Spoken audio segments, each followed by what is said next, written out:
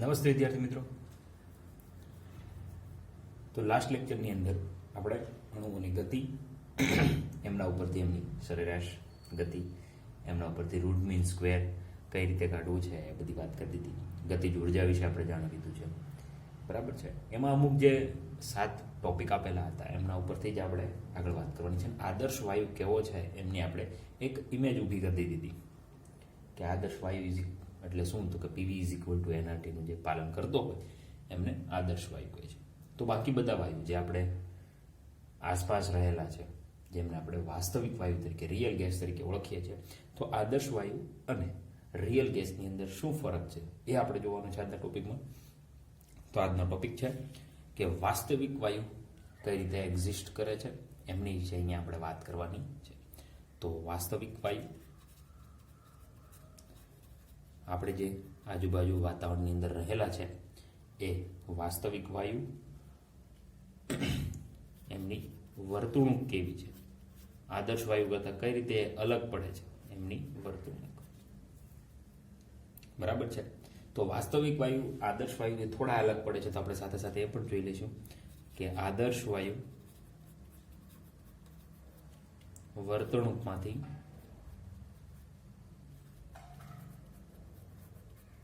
કઈ રીતે એમનું વિચલન થાય છે.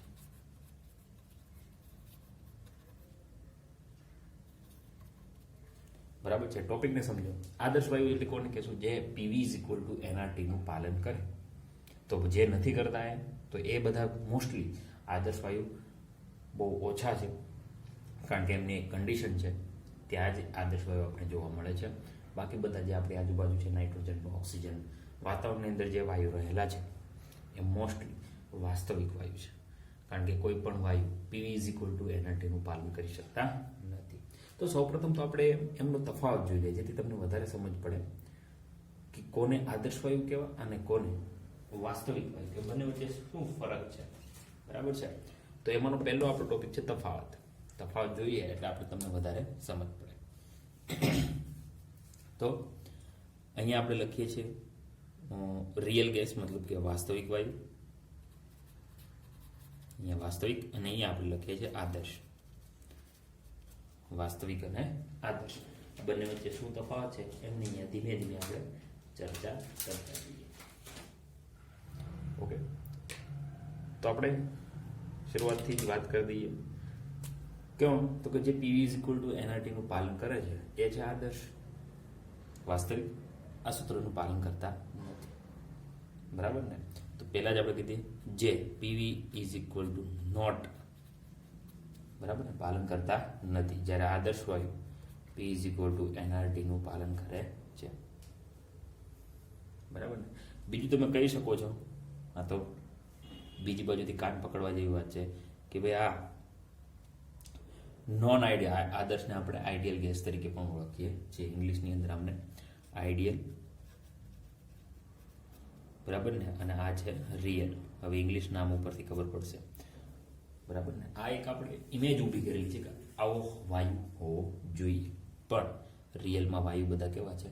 વાસ્તવિક, એટલે કે પાલન કરતા નથી. આ રિયલ ગેસ છે, આ છે આઈડિયલ ગેસ. ઓકે. બિન આદર્શ, આદર્શ નથી એવા કોણ થઈ જશે? બિન આદર્શ. સિમ્પલ વસ્તુ છે, આ છે આદર્શ. હવે પીવી ઇઝ ઇક્વલ ટુ એનઆરટીનું પાલન કરશે ક્યારે? તો કે હરેક ટેમ્પરેચર ઉપર, માત્ર કોઈ એક ટેમ્પરેચર ઉપર નહીં, બરાબર ને. હરેક ટેમ્પરેચર ઉપર અને પ્રેશર ઉપર પીવી ઇઝ ઇક્વલ ટુ એનઆરટીનું પાલન થવું જોઈએ. તો અહીંયા લખી દઈએ છીએ દરેક તાપમાન પર, તાપમાન અને દબાણ પર પી ઇઝ ઇક્વલ ટુ એનઆરટીનું પાલન થશે, એ છે આદર્શ વાયુ. મતલબ માની લો કે મારી પાસે બે વાયુઓ છે, એક છે એક્સ અને એક છે વાય. તો વાય એ વાયુ જે છે એ દરેક તાપમાન ઉપર પીવી ઇઝ ઇક્વલ ટુ એનઆરટીનું પાલન કરશે અને દરેક દબાણ ઉપર. પણ એક્સ છે એ દરેક તાપમાન ઉપર અને દરેક દબાણ ઉપર પીવી ઇઝ ઇક્વલ ટુ એનઆરટીનું પાલન કરતો નથી, કારણ કે કેમ? એ વાસ્તવિક વાયુ છે. તો વાસ્તવિક વાયુ આદર્શ બની શકે છે, પણ ક્યારે? તો એ કન્ડિશન ખાસ યાદ રાખજો, જે ડબલ નીટની અંદર કામમાં આવશે. ઓછા દબાણે અને ઊંચા તાપમાને. ખાસ યાદ રાખજો, JEE નીટની અંદર ઘણી બધી વખત પૂછાઈ ગયું છે. વાસ્તવિક વાયુ આદર્શ બની શકે છે ક્યારે? ઓછા દબાણે, એટલે કે નીચું દબાણ હશે અને ઊંચું તાપમાન હશે, એટલે કે low pressure high temperature, LPHT, low pressure high temperature. એક જ કન્ડિશન છે. આદર્શ વાયુ કોણ? તો કે દરેક તાપમાન અને દરેક દબાણ ઉપર P = NRT નું પાલન કરે છે. જ્યારે વાસ્તવિક વાયુ લો પ્રેશર અને હાઈ ટેમ્પરેચર ઉપર જ એ P = NRT નું પાલન કરી શકે છે, અને ત્યારે આદર્શ બની શકે. એટલે તમે કહી શકો કે રિયલ ગેસ ક્યારે આદર્શ થઈ શકે? તો કે આ કન્ડિશન પર. બરાબર છે. JEE નીટની અંદર ઘણી બધી વખત પૂછાઈ ગયું છે, એટલે તમે યાદ રાખજો. બરાબર છે. હવે બાકી તો આપણે જાણીએ જ છીએ. આપણે જે 7 ટોપિક લખ્યા હતા આગળના લેક્ચરની અંદર, ગતિજ ઉર્જાની અંદર, બરાબર ને, કાઇનેટિક એનર્જીની અંદર આપણે જે પરમાણુની વાત કરતા હતા, તો રિયલ ગેસની અંદર અને આદર્શ આઈડિયલ ગેસની અંદર શું તફાવત હતો? આપણે વાત કરી હતી કે એમની વચ્ચે, આદર્શ વાયુની વાત કરો તો એમની વચ્ચે કોઈ આકર્ષણ હોતું નથી, બરાબર ને. અને ગેસના મોલિક્યુલને તમે એક કન્ટેનરની અંદર રાખો છો તો એ પૂરા કન્ટેનરની અંદર ફેલાઈ જાય છે. અને જો એ બધા પરમાણુઓને ભેગા કરી દો તો એ જે જગ્યા રોકે છે કેવી છે? નગણ્ય, મતલબ એમને અવગણી શકાય છે. આપણે આકૃતિ પણ દોરેલી હતી, બરાબર. તો તમે આદર્શ વાયુની અંદર કહી શકો છો કે જે પરમાણુઓ છે, પરમાણુઓનું કદ કેવું હોય છે? નગણ્ય હોય છે, મતલબ એમને તમે અવગણી શકો છો. આપણે પેલું કન્ટેનરની વાત કરી હતી, પણ વાસ્તવિક વાયુની દ્રષ્ટિએ જોવા જઈએ તો આ વાત ખોટી છે. ઓકે, આપણે કન્ટેનર દોરીએ, બરાબર ને. આપણે જો આદર્શ વાયુ અને વાસ્તવિક વાયુ કન્ટેનર દોરીએ, જેમ કે વાસ્તવિક વાયુની અંદર આ પરમાણુઓ છે. આપણે શું વાત કરી હતી કે પરમાણુઓ એક બિંદુ તરીકે સ્વીકારવામાં આવે છે, બરાબર ને. અમને તમે પ્રેશર આપશો તો એક નાના કદની અંદર તમે ભેગા કરી શકો છો. જેમ કે અહીંયા મેં બધા જ પરમાણુને આમ બધા જ પરમાણુને અહીંયા આટલા ભાગની અંદર ભેગા કરી દીધા. આદર્શ વાયુનો કોન્સેપ્ટ આવો છે કે તમે પ્રેશર આપશો તો આ પરમાણુ વચ્ચે કોઈ આકર્ષણ હોતું નથી, બરાબર ને. કોઈ આકર્ષણ હોતું નથી. તમે પ્રેશર આપતો તો પરમાણુને એક ખૂણાની અંદર ભેગા કરી શકાય છે, અને આ કદ એવડું હશે કે તમે એમને પૂરા કન્ટેનરની સાપેક્ષમાં અવગણી શકો છો. એટલે શું કીધું છે?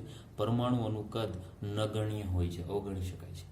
પણ વાસ્તવિક વાયુ આ વાતને નકારી કાઢે છે. એ શું કહે છે કે ભાઈ પરમાણુનું કદ હોય છે, પરમાણુનું કદ હોય છે. કારણ કે આકર્ષણ વાળી જે વાત છે કે પરમાણુ વચ્ચે કોઈ આકર્ષણ હોતું નથી, એ વાતને પણ વાસ્તવિક વાયુ નકારી કાઢે છે. વાસ્તવિક વાયુ જો ભરવામાં આવશે આમની અંદર અને એમને દબાણ આપવામાં આવશે અને જો કોઈ ખૂણાની અંદર ભેગા કરવામાં આવશે તો એમનું કદ તમે અવગણી શકતા નથી. એ કદ તમે માપી શકો છો, બરાબર છે. ચલો આગળ વાત કરીએ. માનું છું ત્યાં સુધી આ તમને પોઈન્ટ સમજાઈ ગયો હશે કે આદર્શ વાયુની ઇમેજ જે આપણે ઊભી કરેલી છે એ વાસ્તવિક વાયુ કરતાં અલગ પડે છે. એટલા માટે અહીંયા આપણે પોઈન્ટ લખીએ છીએ, બરાબર ને. ચલો આગળની વાત કરીએ. તો જે આપણે આકર્ષણની વાત કરતા હતા એમાં આદર્શ વાયુ શું કહે છે કે કોઈ ફોર્સ ઓફ એટ્રેક્શન, મતલબ પરમાણુ વચ્ચે કોઈ આકર્ષણ હોતા નથી. તો અહીં લખી દઈએ, પરમાણુ કે આયનો હોય કે અણુઓ હોય, બરાબર ને, બધાની જ વાત કરવામાં આવે છે.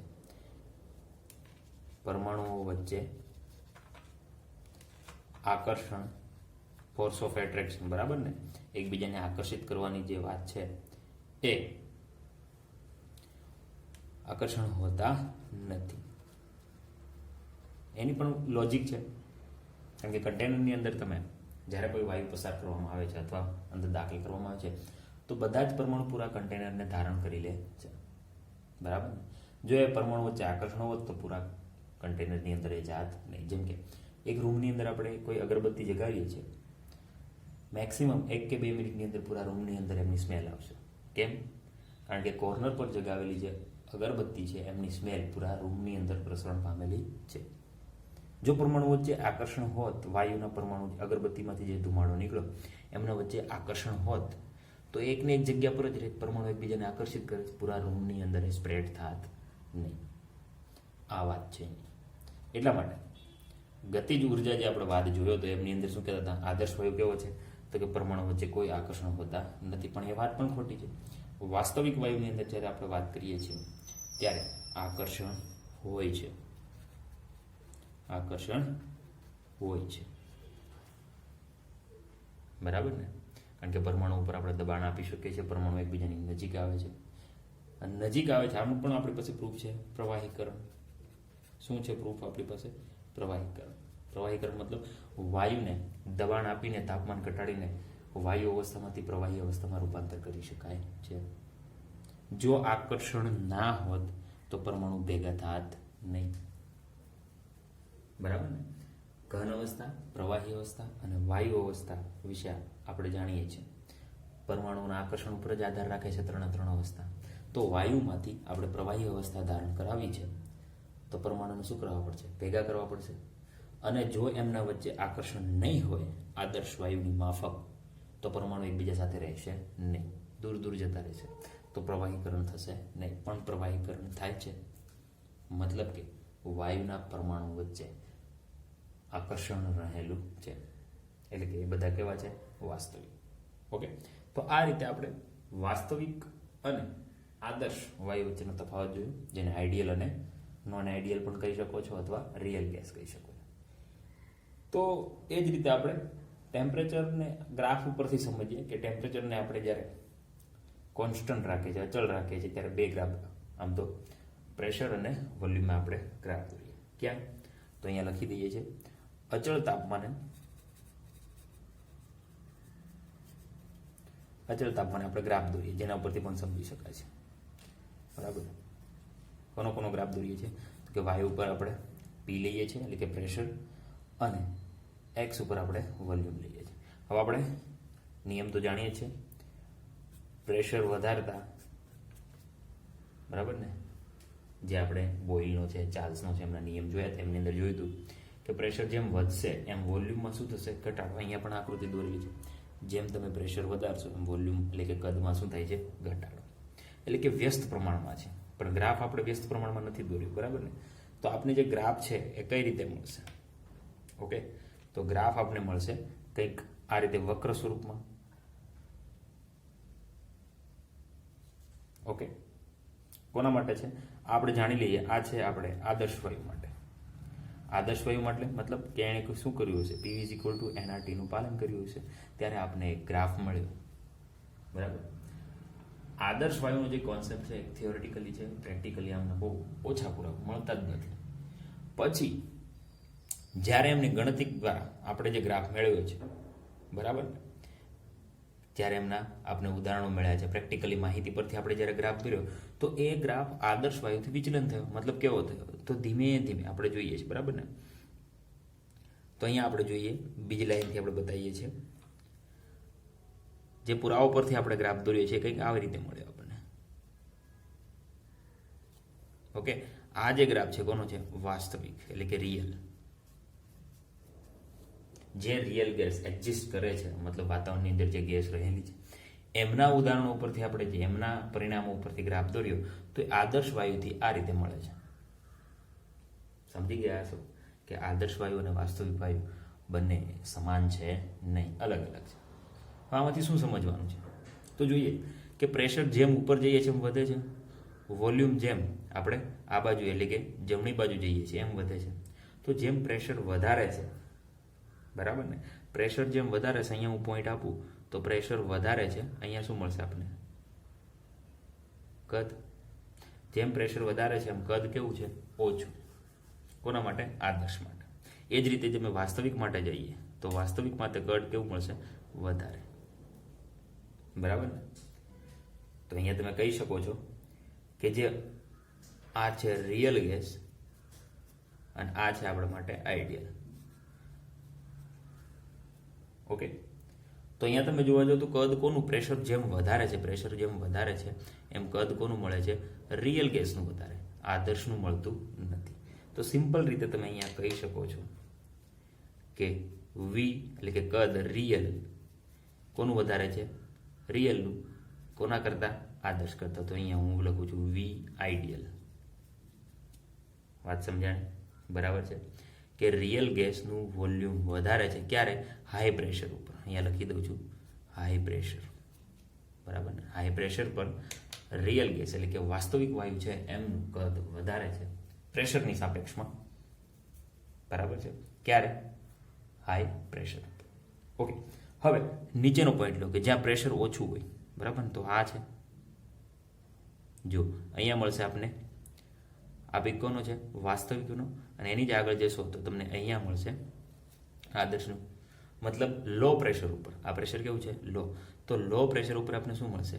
આઈડિયલ ગેસનું વોલ્યુમ આપણે વધારે મળે છે, બરાબર? તો અહીંયા લખી શકું વી ideal greater than V real. V ideal greater than V real. મતલબ હાઈ પ્રેશર ઉપર રિયલ ગેસ વધારે છે, લો પ્રેશર ઉપર આઈડિયલ ગેસ વધારે છે કદની બાબતની અંદર, બરાબર છે? તો તમે જોઈશું કે આ જે પોઈન્ટ છે એમની અહીંયાથી બંને છેદે છે. એક છે હાઈ પ્રેશર ઉપર, એક છે લો પ્રેશર ઉપર, પણ વચ્ચેનો જે પોઈન્ટ છે ત્યાં છેદે છે. મતલબ ત્યાં આદર્શ વાયુ અને વાસ્તવિક વાયુનું કદ કેવું થઈ જાય છે? સમાન. અને એ જ આપણે મૂલ્યો આગળ આપણે સંકોચનીયતા અવયવ પરથી આપણે જોઈશું, બરાબર છે? પણ અહીંયા તમે જોઈશું કે આદર્શ વાયુ એટલે આપણે જે એક ઇમેજ ઊભી કરેલી હતી વાયુની બાબતની અંદર, એમના કરતાં એ શું થઈ ગયા? વિચલન થઈ ગયા, ડેવિએશન આવ્યું. મતલબ વાત એવી છે કે આપણે એક ટાઈમ ટેબલ બનાવેલું છે, ભાઈ દરરોજની 6 કલાક વાંચવાનું છે, પણ અમુક વિદ્યાર્થી જે હોશિયાર છે 6 કલાક એ આપણું આદર્શ, બરાબર ને? 6 કલાક વાંચવાનું છે એ કેવો થઈ ગયો? આદર્શ. પણ અમુક છે એ 8 કલાક વાંચે છે, મતલબ શું થયું? વધારે વાંચવાની વાત કરીએ આપણે. પણ અમુક છે એ 6 પણ વાંચતા નથી, શું વાંચે છે? 4 કલાક જ. તો આદર્શ કરતાં એ ઓછા રહ્યા, અને જેમણે 8 કલાક વાંચી છે એ આદર્શ કરતાં વધારે રહ્યા. તો જેમણે વધારે વાંચ્યું છે વિચલન તો છે જ, બરાબર ને? તફાવત તો છે જ. તો જેમણે વધારે વાંચેલું છે એમને ધન વિચલન કહેવાય, બરાબર ને? મતલબ કે જેમનો વધારો થયો રિયલ ગેસ, બરાબર, આદર્શ કરતાં વાસ્તવિકમાં જે કદમાં વધારો થયો એને શું કહેવામાં આવશે? ધન વિચલન. અને જે ઓછા રહ્યા એને શું કહેવામાં આવશે? ઋણ વિચલન. તો બે પ્રકારના વિચલન જોવા મળે છે, ઋણ અને ધન. આ બધો ડેટા આપણે ક્યાંથી મેળવેલો છે? પીવી ઇઝ ઇક્વલ ટુ એનઆરટીના સૂત્ર ઉપરથી. ઓકે, તો જે બે વિચલન થયા છે એમની આપણે વાત કરીએ. આદર્શ કરતાં વિચલન ક્યારે થાય, ધન ક્યારે થાય અને ઋણ ક્યારે થાય, એમનું પણ આપણે અહીંયા વાત કરવાની રહેશે. કમ્પ્લીટ વસ્તુ છે. એ કોના ઉપરથી માલુમ પડશે? તો એ જે અવયવ છે એમને સંકોચનીયતા અવયવ તરીકે ઓળખવામાં આવે છે. સંકોચનીયતા અવયવ એ શું છે એ જ આપણે જાણવાનું છે. હવે તમે રિયલ અને આઈડિયલ વિશે જાણો. અવયવ, બરાબર? તો જે ધન વિચલન અને ઋણ વિચલન થાય છે એમને આપણે કોના વડે ડોનેટ કરીએ છીએ? અથવા સંકોચનીયતા જે અવયવ છે એને આપણે ઝેડ વડે બતાવીએ છીએ. ઝેડ શું છે? તો ઝેડનું સૂત્ર છે ઝેડ ઇઝ ઇક્વલ ટુ શું થશે? Z is equal two PV upon NRT. Z is equal two શું થઈ જશે? PV upon NRT. હવે તમે આ સૂત્રમાં પણ કિંમત મૂકીને ઝેડની બીજી વેલ્યુ પણ મેળવી શકો છો. જેમ કે PV is equal two NRT છે, અહીંયા વીને, અહીંયા આદર્શ વાયુ માટે છે, અહીંયા વીને આપણે વી આદર્શ તરીકે લઈ દો. શું લખી દો? વી આદર્શ. કેમ? આપણે વીનો ગ્રાફ દોર્યો છે.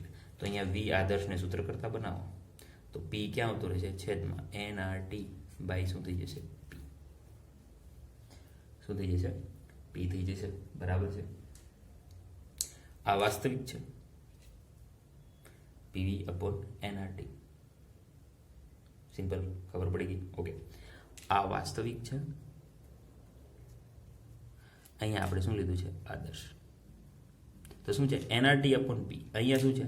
પી અપોન એનઆરટી, મતલબ આમનું વ્યસ્ત. તો આ શું થઈ જશે? 1 અપોન વી આદર્શ. વ્યસ્ત છે તો વાતને સમજાણી? આ છે પી અપોન એનઆરટી, આ છે એનઆરટી અપોન પી, મતલબ એકબીજાનું વ્યસ્ત છે. તો પી અપોન એનઆરટીની જગ્યાએ શું લખી શકું? 1 અપોન વી આદર્શ. તો ઝેડનું સૂત્ર બીજું શું થઈ જશે? વી વાસ્તવિક એના છેદમાં વી આદર્શ, બરાબર? રિયલ ગેસ અને આઈડિયલ ગેસ. સૂત્રને સમજો. પીવી ઇઝ ઇક્વલ ટુ એનઆરટીમાં વી કેવો છે? આદર્શ માટે જ છે આ સૂત્ર. તો અહીંયાથી વીને સૂત્ર કરતાં બનાવી દે તો શું થાય એનઆરટી અપોન પી. ચલો સમજી ગયા. હવે જે અહીંયા ઝેડનું સૂત્ર છે પીવી અપોન એનઆરટી, પણ વી કેવો છે વાસ્તવિક વાયુ માટે. તો વીને થોડી વાર સાઈડમાં કરતો સૂત્રમાં શું હતું પી અપોન એનઆરટી. અહીંયા શું છે એનઆરટી અપોન પી. મતલબ કે આ પદથી આ પદ કેવું છે ઊંધું, તો એને આપણે ઊંધું કરી દીધું, 1 અપોન વી કરી દીધું, વ્યસ્ત થઈ ગયો. એ વ્યસ્તને અહીંયા મૂકી દીધો. વી વાસ્તવિકના છેદમાં વી શું થઈ જશે આદર્શ. તો ઝેડનું સૂત્ર પણ આ છે. ઓકે, તો ઝેડની અહીંયા જે કિંમત છે એ શું છે તો કે ઝેડ જો બરાબર 1 હોય શું થાય ઝેડ ઇઝ ઇક્વલ ટુ 1, મતલબ કે એ જે ગેસ છે કોને પાલન કરે છે PV is equal two NRT નું પાલન કરે છે. અને PV is equal two NRT નું પાલન કરે એ કેવો થઈ જશે આદર્શ વાયુ. કેવો થઈ જશે આદર્શ વાયુ. બરાબર છે. તો આપણે જે તફાવત જોયો છે એમની અંદર એક ફેક્ટર અલગથી ઉમેરી દીધું કે z ઇઝ ઇક્વલ ટુ 1 એટલે શું થઈ જશે આદર્શ વાયુ. વિચલન તો આપણે જોઈએ જ છે. આદર્શ વાયુ એટલે આપણે એ જ સમજી લો કે ક્લાસની અંદર જે ફર્સ્ટ નંબર લાવે છે, પહેલો નંબર લાવે છે, એ આપણા માટે શું છે આદર્શ. એમને આપણે ફોલો કરવાનું છે કે ભાઈ એ કેમ હોશિયાર છે. બરાબર. પણ એનાથી આપણે અલગ નીકળ્યા કે ચલો ભાઈ એ તો હોશિયાર છે આપણે નથી હોશિયાર, તો થઈ ગયું ઋણ વિચલન. પણ એમનાથી આગળ નીકળી ગયા નેક્સ્ટ એક્ઝામની અંદર એમનો સેકન્ડ નંબર આવ્યો, તમારો પહેલો નંબર આવ્યો, મતલબ એ શું થઈ ગયું ધન વિચલન. મતલબ એક રેખા છે એનાથી ઉપર જતા રહ્યા તો ધન વિચલન, નીચે જતા રહ્યા તો ઋણ વિચલન. બરાબર. આદર્શ વાયુ કેવો તો એ આપણે મનમાં એક ધારણા કરી લીધી છે કે આદર્શ વાયુ આવો હોવો જોઈએ. બરાબર છે. તો આ રીતે આપણે વાત કરી. તો ઝેડનું મૂલ્ય બરાબર 1 થઈ જાય. ઝેડનું મૂલ્ય 1 થઈ જાય મતલબ અહીંયા મૂકી દો ઝેડનું મૂલ્ય 1 કરી દો તો એનઆરટી આ બાજુ આવતું મતલબ સૂત્ર કયું આવી જશે PV is equal two NRT થઈ જાય. તો આદર્શ વાયુ છે. તો બે ઝેડના બે મૂલ્યો રહેશે ઝેડ નોટ ઇક્વલ ટુ 1, કાં તો ઝેડ વધી જાય કાં તો ઝેડ ઘટી જાય.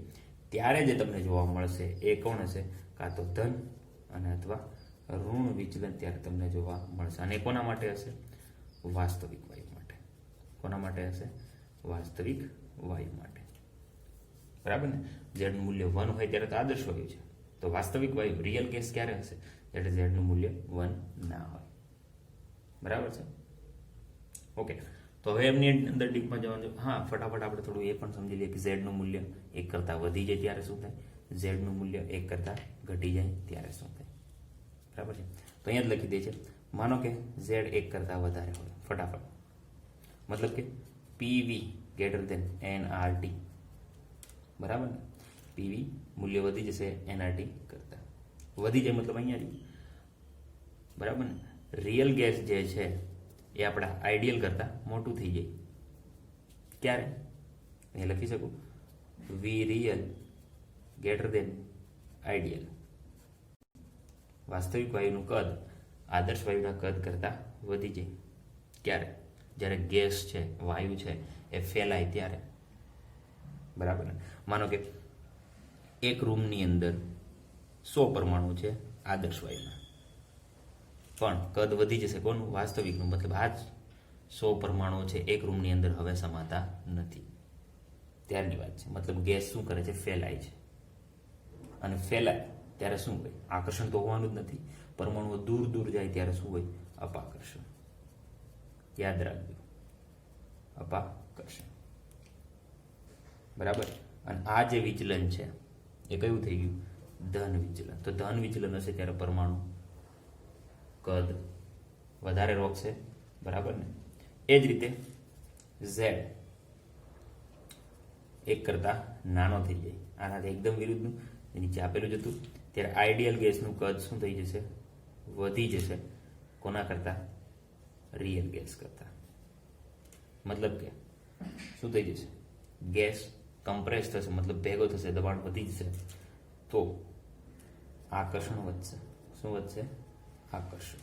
કારણ કે ગેસના પરમાણુ નજીક નજીક આવવા મળશે, કદ ઘટશે તો આકર્ષણ તમને જોવા મળશે.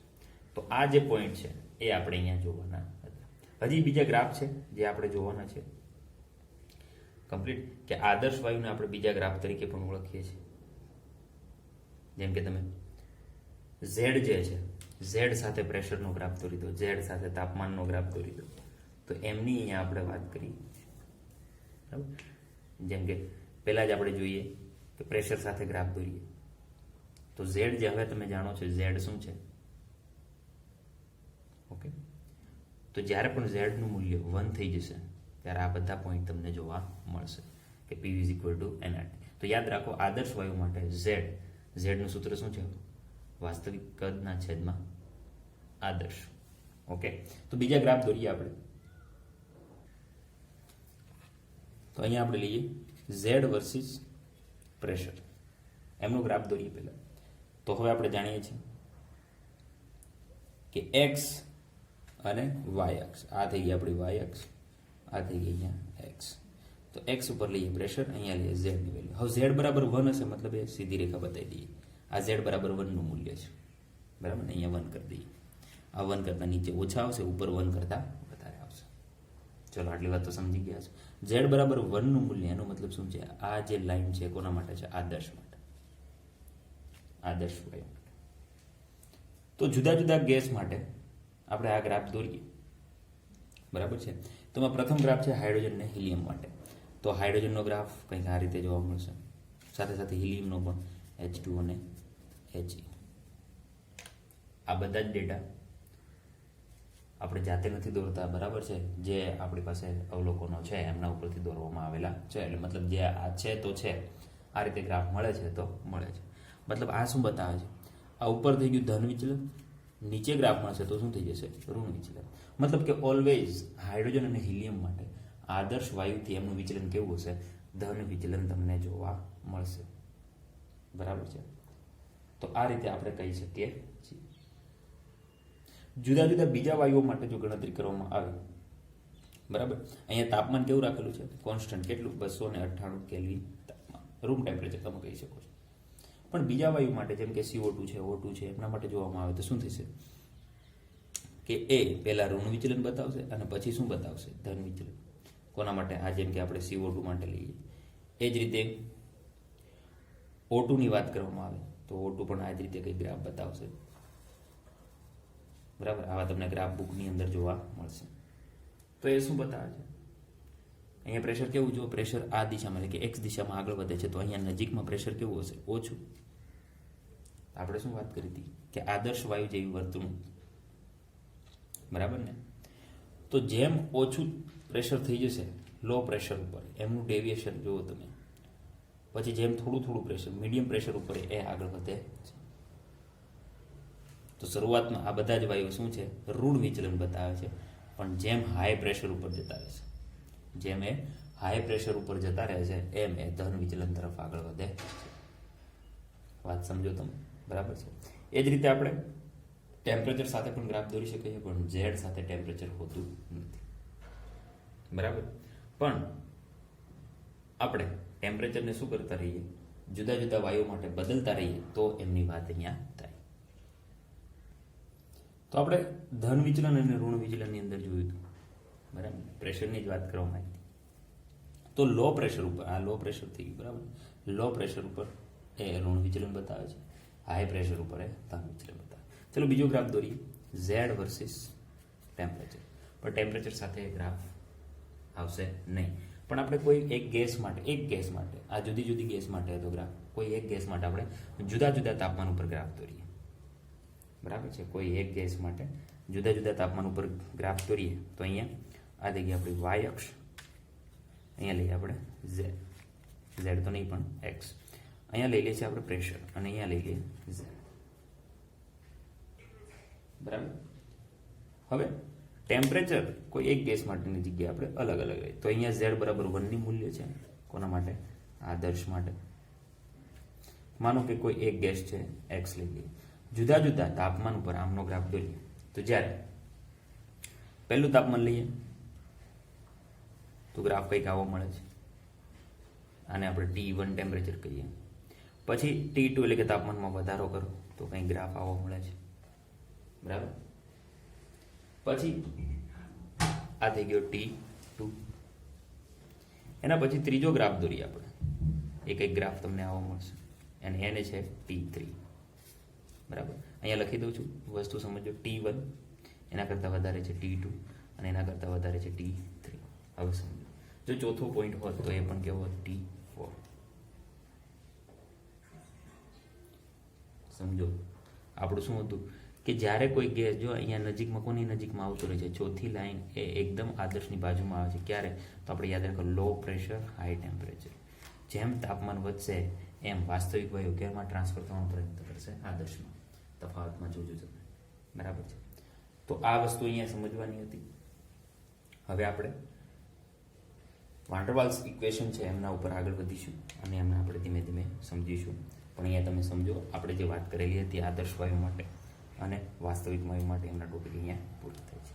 ઓકે, હવે આપણે વાન ડર વાલ્સ ઇક્વેશન આમના ઉપરથી જ જોવાનું છે, તો એ આપણે નેક્સ્ટ લેક્ચરની અંદર જોઈશું.